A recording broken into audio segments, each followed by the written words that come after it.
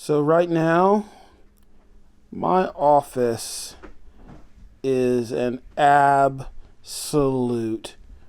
wreck.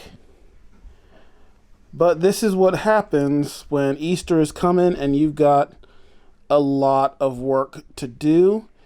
And I know you guys understand that as you are leading and getting ready, but that's not what we're going to talk about today.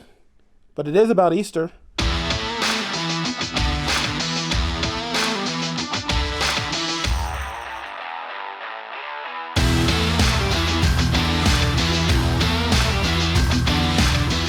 So there's probably a lot of you that are having the same issue I am right now, where you're just surrounded by stuff as you're getting ready to welcome a bunch of new people to your church and hopefully see a lot of people give their lives to Christ because of the work that you're putting in right now. They're coming into a welcoming space and they're getting to experience Jesus and see him for who he really is. So I hope that's what's happening for you today. So I just wanted to say happy Easter. Take a quick moment. If you're anywhere in the Triangle area, come join us at Peak City if you don't have anywhere else to go.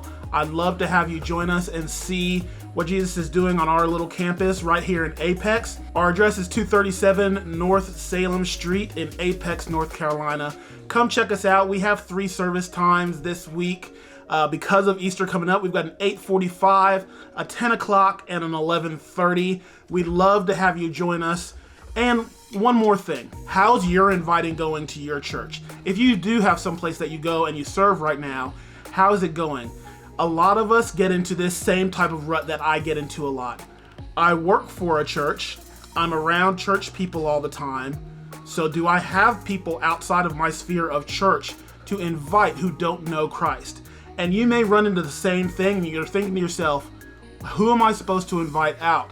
Who am I supposed to bring to experience Jesus in real ways? We decided this week for our church was Love Week. As we're in Holy Week, we gave a challenge to our church to just go and love on somebody randomly in their area and give them an invite. So I got to do that with my son.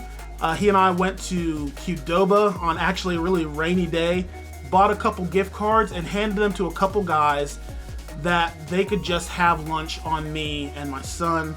And I could give them an invite and I could say, happy Easter, love you guys. I didn't have to say, hey, come to my church this next Sunday or anything like that. Just loving on my city. But you've got people around you can invite. You've got places that you go that you can go and reach out to the people that you go regularly. If you're a musician, you probably spend a whole lot of time in Guitar Center, or Sam Ash is one of my favorites here in North Carolina. So you've got people that you can go and hand some of your invites to and say, I'd love for you to join me at church this weekend, so that maybe they show up, maybe they see Jesus through all of the work that you're putting in right now and all of the love overflowing out of you that he's poured into you to begin with. And maybe they give their lives to him because of a simple invite when you didn't think you had anybody to invite. Don't let being a part of church world and having all this other stuff going on stop you from remembering what the real reason we do all of this is. Not to make a pretty set. It's not to make things look awesome. It's not to make our church look awesome. And it's not to do any awesome songs, anything like that. The real reason we do this is for the kingdom, and so we can proclaim the name of Jesus, and so that a watching world can come in and they can experience him too. So don't forget the point. As you are surrounded by mess and as you are surrounded by all the tasks and the work you have to do, go love somebody. That's all. We'll see you next time. I'll probably have something more interesting that time too. See ya.